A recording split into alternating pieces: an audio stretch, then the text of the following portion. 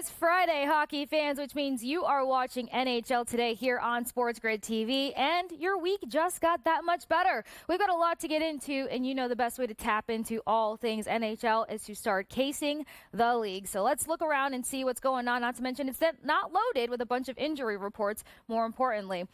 Looking around the league, we've got one injury report thus far, and it's going to be the Leafs. Max Pacioretty, week to week with a lower body injury. This was announced on Monday because we saw a big matchup between, saw a couple of really interesting matchups between the Maple Leafs. But before this injury, you got a Pacioretty who is so sound in the offensive zone for the Maple Leafs, has a dominant presence in there, very impactful player. So we did see some line changes in that top six there. We also seen Max Domi hop onto the top line to help generate more offense and more speed. But before the injury, you're looking at a guy who had 2 goals, 4 assists through 13 games. He's been on the board quite a lot, at least my board when it comes to my favorite plays of the day, leading into that injury. So hopefully once they go from week to week, it doesn't turn into anything worse. Head coach was mentioning the fact that they thought it was going to be way more intense, but it was better news than not. Then, switching over from Pacioretty and the injury report, I promised you it wasn't a loaded situation today. We've got some Hall of Fame conversation that we have got to get into. Now, you should know the name Jeremy Roenick, obviously, but he had a very emotional Hall of Fame induction conversation and speech. And what I love about Jeremy Roenick is I had the opportunity to interview him last year, and everything lived up to the hype. He is a fans player. He was a fans player. One of my favorite parts about his speech for the Hall of Fame is saying, what a pleasure it was for me to go to Philly, to play in front of the fans who cheered exactly like I played, with passion and emotion and pride and sometimes physicality. Yeah, we've seen some film, not only of Jeremy Roenick being physical and throwing out some dance moves on the ice, but seeing those physical Philly fans, that's for sure. But something that you have to keep in mind is that in the interview that I had with Roenick over a year ago, he mentioned that while the media probably didn't always love trying to chase him down and have a conversation with him,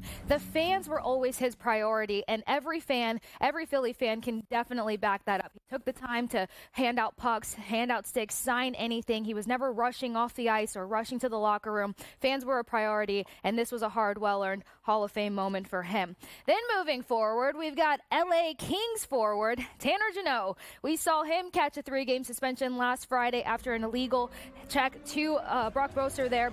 Boeser got shaken up in the hit. It was a head-to-head contact. The 3-game suspension should officially be lifted, and he should be participating in the game versus the Red Wings tomorrow night at 8 p.m. 2 games. He only has 2 points in 15 games for the Kings. Nothing I want to dive too deep in. Tanner Jeannot has just turned into more of a physical element on the ice than a guy who can help contribute point-wise, which is kind of scary because 2021 and 2022, when he was with the Predators, I mean, he was a 24-goal guy. I know that when he got pulled over to the Tampa Bay Lightning, the expectation that he could be a 20-goal guy at least, but he's become more of that physical player on the ice, that intimidation presence on there, and that the 3-game suspension kind of backs that up as well. Good to see him back in the lineup for the Kings as they start to find their rhythm moving through the season. Then on a brighter note, for the Vancouver Canucks, you've got Dakota Joshua. He made his season debut last night versus the New York Islanders after being diagnosed with testicular cancer over the summer. Now, before all of this information went down over the summer, he had an NHL career high in goals, assists, and points. Goals with 18, assists with 14, points with 32. That was with 63 games with Vancouver. And if you watched last year, especially as Vancouver tried to battle it out in the postseason, Dakota Joshua was a huge, huge impact player in that instance. And it was talking about the fact that not only is he a leader, but he has a big voice in the room. And we know those big voices count in the locker room in hockey all throughout the season, most importantly in the postseason. So I'm sure it's going to be uplifting and impactful to have him back into the mix. Last night in his debut back, roughly 7 minutes on the ice, no big deal. You don't want to throw him into too much play, but coming up with 4 big hits, even though the Vancouver Canucks fell short to the New York Islanders. But look, the Islanders needed a W. They needed a clean, top-to-bottom W, and they were able to rally and get one last night. Then, New York, this one's for you. Mika Zibanejad, he's been catching a lot of heat as of late, and fans have no idea what's been going on. They are wondering if he's in a funk, if he doesn't want to be there, if he looks lost on the ice. Well, I can tell you this. Mika Zibanejad, I have mentioned in a number of interviews as of late that he's one of those players that is such a poetic passer. He finds great passing lanes. He sets up his teammates beautifully, but more importantly, strong two-way player, good defensive reads when he's mentally fully tapped in. He didn't love his play versus the Jets the other night, and he was feeling the pressure and the heat, not only from teammates who had a proper delivery in terms of talking with him, but head coach all the way through. So sometimes it takes time to get out of your own mind, but I will say this, versus the Sharks, what did I just say? Keep passing, strong two-way player, great defensive reads. Versus the Sharks, he picks up 1 goal, 4 shot attempts, 3 takeaways, 1 block shot, and went 61% in the faceoff circle. New York, I think things might end up being okay. So that's casing the league, our top headlines that have taken place since we last joined each other here last Friday at 2 o'clock. Now for my 3 stars of the week. This is not biased. You guys know I'm a Tampa Bay girl through and through, but Andrei Vasilevskiy, it's the first star of the week. He earned his 300th W last night versus none other than the red fire hot Winnipeg Jets. More importantly, he's the quickest netminder to get there, and he tried to sweeten the deal with a little bit of a goalie goal in Big Cat style form and fashion. But Andrei Vasilevskiy, it's the first star just because we've seen how tremendous he's been. I mean, after winning the Vezina Trophy, he takes his team to back-to-back Stanley Cups, 3 Stanley Cup final appearances. You really can't say too much more about top goaltending if Andrei Vasilevskiy is not in the conversation. Big shout out to the Big Cat and everyone back at home in Tampa Bay. Then, of course, Connor McDavid. It's not that he's star number 2. I guess you could tie him with Andrei Vasilevskiy in this conversation, but becomes the 4th fastest and youngest player in history to grab his 1,000th point. He joins the 1K club, VIP style, being the youngest guy, and fans went wild for this last night. We already know what Connor McDavid can bring to the ice. He is a generational talent, and he just continues to prove that. He was injured earlier in the season, picked right back up where he left off. This is somebody who can pick up almost 2 points a night like it's absolutely nothing. So Connor McJesus, that one's for you. And then Jack Hughes, or Huey 2. I'm sure middle children hate to hear that, but sorry, I'm the youngest, which means I tease my middle sister and my eldest sister, and Jack Hughes will catch it just fine. Has racked up 10 points in his last 5 games, okay? Then 4 points in back-to-back games versus the Florida Panthers, assisting in the derobing of the Florida Panthers, or the reigning Stanley Cup champions, whichever packs more punch to the situation. He's sitting 14th in the league with 22 points in 20 games, and Jack Hughes is just coming to life. I mean, him and Bratt have been unstoppable in a number of ways. We saw this exact momentum and level of play out of him last season before accumulating a number of injuries as well. Then when it comes to honorary mention, I got to say Mikko Rantanen. First of all, this is a face that you will see on Finland's roster when it comes to the four-nation face-off, but also picked up a hat trick to rally over the Kings, who were playing well. I mean, the Kings can pick up defensively in a number of ways, and Mikko Rantanen was everything for the Avalanche that night. More importantly, with every hat trick this season, AstraZeneca is going to donate $3,000 to Hockey Fights Cancer Fund of the V Foundation. So Mikko Rantanen making an impact on the ice as well as off the ice, and definitely a key player for this Avalanche team that's getting some key pieces back into the mix. So that high-octane offense, it's going to thrive. It's going to take the next step, but let's see what happens defensively, more importantly, in between the pipes. Now, we're going to start getting into some of my favorite plays of the day. We'll continue to touch on it through the rest of the show here on NHL Today. Reading through it really fast, though. Brian Russ, 1+ assists, plus 158. Marchenko, 3+ shots on goal, minus 135. Nashville versus Calgary, under 6.5 total. Nashville versus Calgary, first period, under 1.5. This is at plus money of plus 102. Jonathan Huberdeau, 1+ point. Nicholas Waugh, 1+ point. Leo Carlson, 1+ point. Red Wings, second period puck line. Mikko Rantanen, over 1.5 points. And Connor McMichael, 1+ point. I'll break down why I chose these favorite plays of the day before we head into the slate for tonight. But let's just say, when it comes to Nashville versus Calgary, in the last 3 games, we've seen these teams hit the under in their totals. More importantly, both of these teams barely average 3 goals a game. More specifically, 2.76 goals per game for the Calgary Flames. So don't go anywhere. We got Dave Sherapan. We got more hockey talk. We got futures. We've got conference odds. And then we got Annie OD to close out the show with me. And long shot lamplighter. So you're going to continue to rock with us here on SportsGrid TV on NHL Today.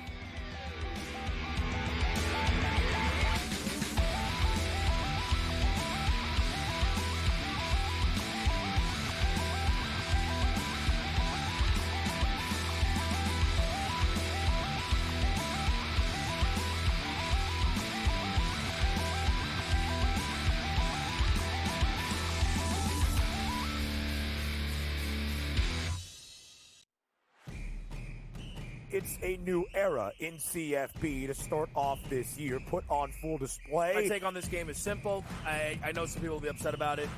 good riddance to the Pac-12. Can you do it in terms of the week to week to week? I don't see a pathway for this team to miss the college football playoff. We want to make sure you have those best bets in the entirety of our betting cards. That was Lincoln! But he had that program was already going there! Only on SportsGrid. We live in a society right now where everybody's a snowflake, everybody's a cupcake, and everybody thinks that nothing is fair. Everything is like, it's not fair. We should have a better chance. We need more. You know what? I'm old enough to remember when you needed to have a perfect goddamn record to win a college football championship. That's the way it was.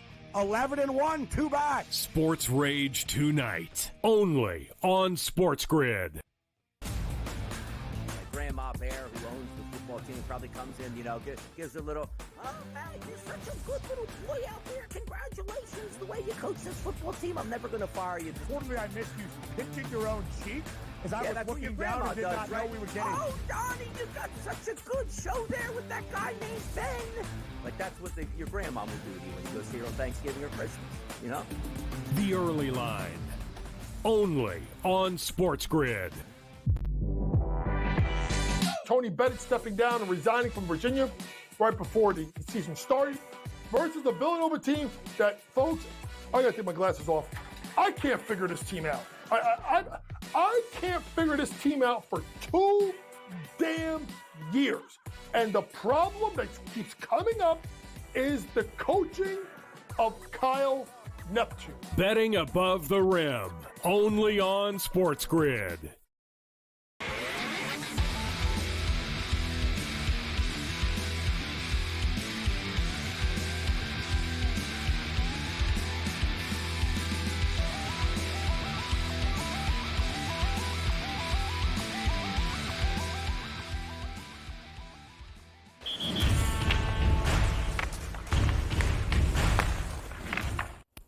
Welcome back into NHL Today here on SportsGrid TV. And as promised, I get to talk with one of my favorite line mates. That's right. Dave Sherpin is here to join us.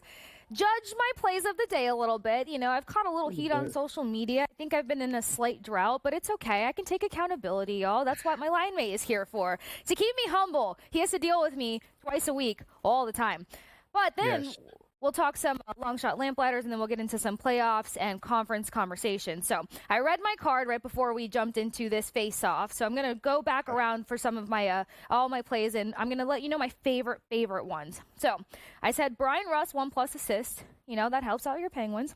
Then I got Marchenko, 3+ shots on goal. Nashville-Calgary under 6.5 total. Nashville-Calgary under 1.5 total in the first period. This is coming up plus money of 102. Jonathan Huberdeau, 1+ point. Nicholas Wall, 1+ point. Leo Carlson, 1+ point. Red Wings second period puck line, plus 138. Mikko Rantanen, over 1.5 points, plus 135. Connor McMichael, 1+ point at minus 135. Then, quickly, my favorites. Flames find their game in the second and third period most consistently. Nashville's been the lone scorer in the first period in their last 3 games. Both of these teams have hit the under in their last 3 games. Not to mention is that neither of these teams are averaging 3+ goals per matchup. Huberdeau, 29 points in 29 meets versus Nashville specifically. And then Leo Carlson will be likely playing on the second line with Alex Kallor and Ryan Strome. And the last 2 games that they've been on the same line together, 9 scoring chances through 2 games, 5 high danger chances. I plead my case. Wow. I mean, tap your helmet, come over, sit down on the bench. That was a hell of a shift. Okay. Yeah, no, that was good. That was really good. You got a lot of things littered about there. Not quite a yard sale, but there are a lot of good things. All right. Let's look at that Nashville-Calgary game. Talk to me. Real quick. I watched Nashville play last night to the end against Edmonton. And then one of the prettiest goals of the season for McDavid, that pass, the nurse after the pass from Draisaitl, and I had Nashville. And I can't win an overtime game, Case. But I think Nashville wins today. I think Nashville beats Calgary. So in a low-scoring game, I'm with you on the under with that game. Yes. All right. Yes. Do we also like the first period for plus money? Yes. You got to be careful, though, betting those first periods because those variance things happen so quickly with power play chances. Now, yesterday, Oh, the yeah. Nashville-Edmonton game, there were no power plays in the first period. Right. The game, so it was low. That's fine. But you get multiple power play chances, especially for one team, and that can go over. So, yes, I like it because I like the game under. Get most of the scoring done in the second and third period. We're good. All right, so a little touch and go for the first period, but for the most part, that under should hit, and Nashville should be able to string together 3 periods of more quality hockey. We've seen them stack up defensively a little bit better. We're seeing Steven Stamkos find his rhythm there. Let's see what else can pull together. Anything that you would question on my favorite plays of the day before we go to long shot lamplighters? I don't think so. And listen, we're line mates. We spend a lot of time together, not just on this show. I know when to, just kind of let things go and not question things. So I'm just gonna let it go. I think you got a nice card, and we'll just move on to the light. Light the lamp. Let's go. All right, more positives than negatives, but gentlemen, let's roll our long shot lamplighters.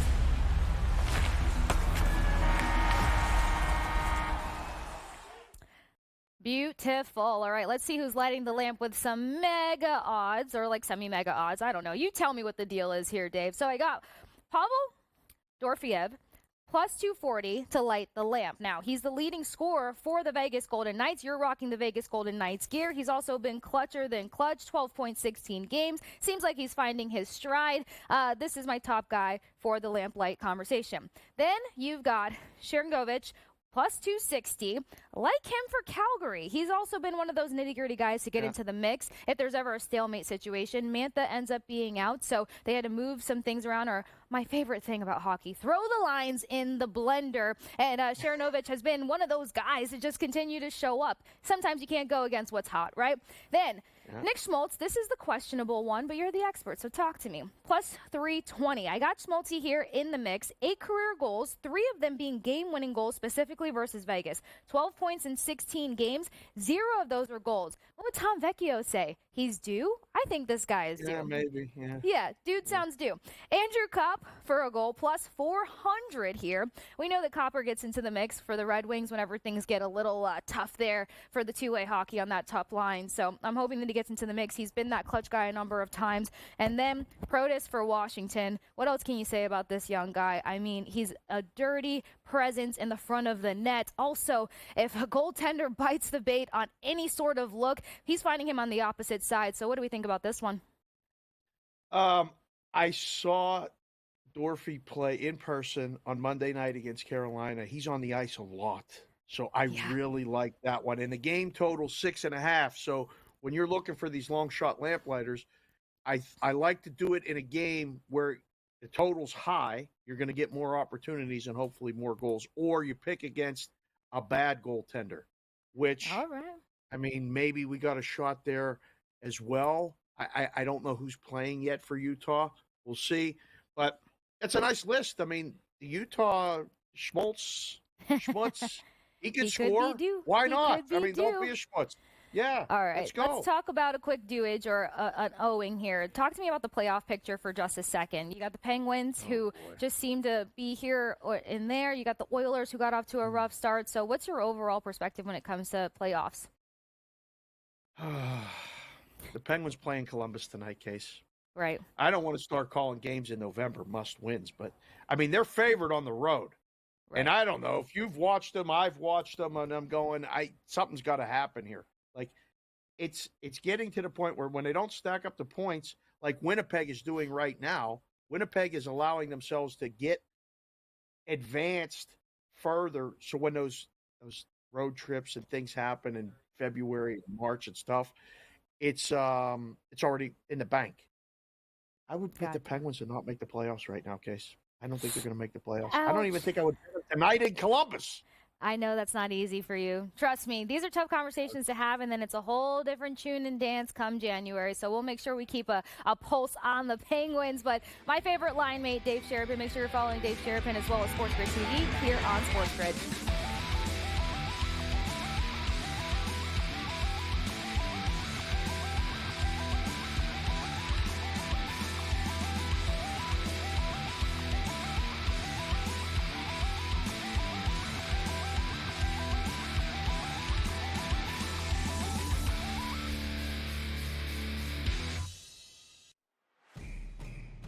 it's a new era in CFB to start off this year, put on full display. My take on this game is simple. I know some people will be upset about it. Good riddance to the Pac-12. Can you do it in terms of the week to week to week? I don't see a pathway for this team to miss the college football playoff. We want to make sure you have those best bets in the entirety of our betting cards. That was thinking! But he had that program was already going there! Only on SportsGrid. We live in a society right now where everybody's a snowflake, everybody's a cupcake, and everybody thinks that nothing is fair. Everything is like, it's not fair. We should have a better chance. We need more. You know what? I'm old enough to remember when you needed to have a perfect goddamn record to win a college football championship. That's the way it was. 11-1, too bad. Sports Rage tonight. Only on SportsGrid. Grandma Bear, who owns the football team, probably comes in, gives a little, oh, hey, you're such a good little boy out there. Congratulations, the way you coach this football team. I'm never going to fire you. Totally, I missed you pinching your own cheek as I was that's what your looking down grandma and did does, not right? know we were getting. Oh, Donnie, you got such a good show there with that guy named Ben. Like, that's what your grandma would do to you when you go see her on Thanksgiving or Christmas, The Early Line. Only on SportsGrid. Tony Bennett stepping down and resigning from Virginia right before the season started versus the Villanova team that, folks, I got to take my glasses off. I can't figure this team out. I can't figure this team out for 2 damn years. And the problem that keeps coming up is the coaching of Kyle Neptune. Betting above the rim. Only on SportsGrid.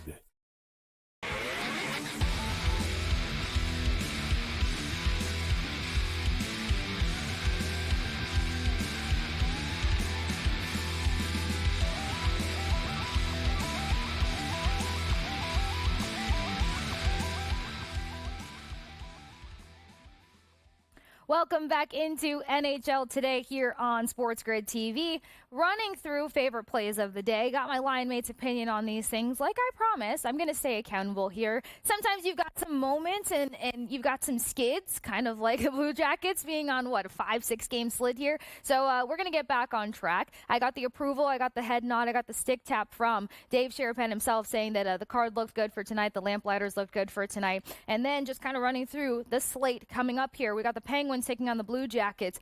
Capitals taking on the Avalanche. Definitely a game circled there. You got the Avs that are getting a number of weapons back. We saw Miles Wood join back in. We saw Druin draw back in. So that can be an interesting toe-to-toe matchup between the Capitals, who have made such a storm to be a louder voice in the Metro conversation. Then you got the Golden Knights. It's time to see their performances come back into that sharp, efficient form. They're taking on the Utah Hockey Club, though, on Utah ice. And if we haven't figured it out by now, Utah loves the hockey. It's loud there. The fans are wild, and it's an exciting environment from everybody that I've talked to in terms of playing there, being there, all of the things. And you guys know I'm always rooting for Mikhail Sergachev, former Tampa Bay Lightning. Then you got Predators versus the Flames. That's where we also got the stick tap from Dave on the under total, sitting at 6.5. Plus, both of these teams going toe-to-toe. We're seeing better defense out of the Nashville Predators. We're also seeing them get on the scoreboard, so sometimes that can make you a little concerned at that 6.5 total, but I'm counting on that defense. I'm counting on Calgary's defense to keep this low scoring. Red Wings versus the Ducks. The Ducks have been an extremely surprising team in a number of ways. We know how talented their roster is. We also know how young majority of their roster is also. But more importantly, this goaltending has showed up and showed off. It's kept them in so many tight games. It's helped them best some of the best teams in the league as well. You got great veteran presence out of a guy like Alex Killorn. I promise you it's not biased when I talk about Alex Killorn, but still, I mentioned this with Dave as well. If he will be on the same line as Leo Carlsson and Ryan Strome, I just foresee him being a guy who is a driving presence. I know what he can bring to a second line. I know the momentum swings. I know the two-way element of Alex Killorn. Let's have him and Leo Carlsson light some things up tonight.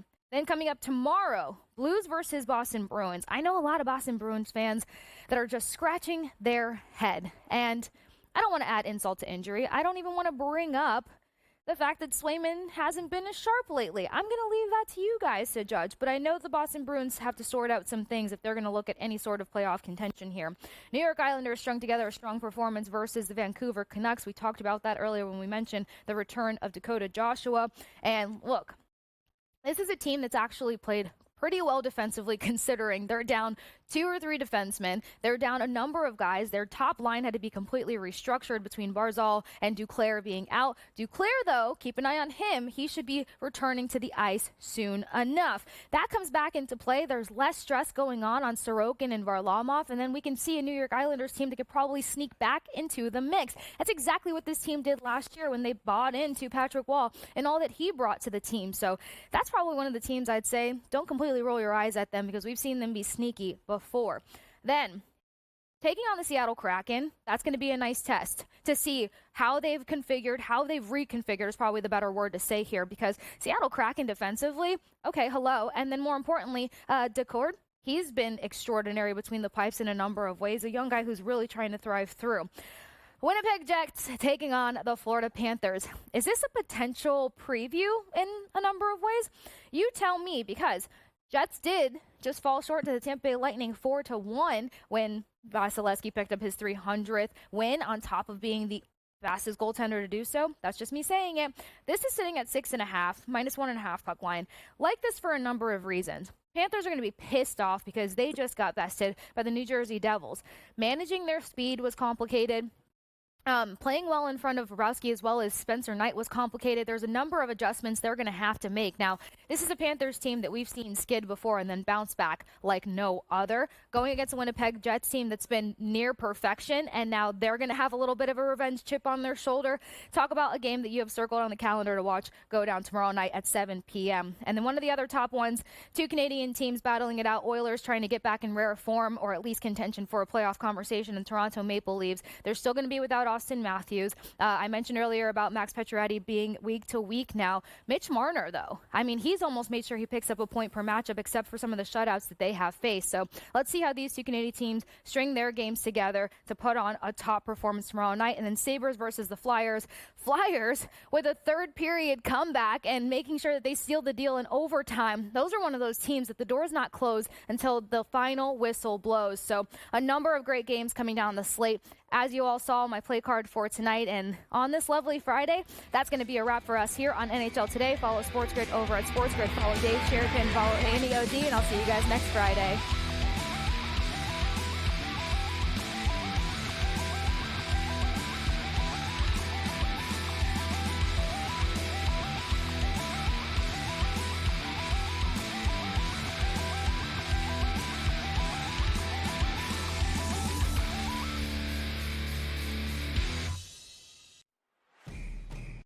It's a new era in CFB to start off this year, put on full display. My take on this game is simple. I know some people will be upset about it.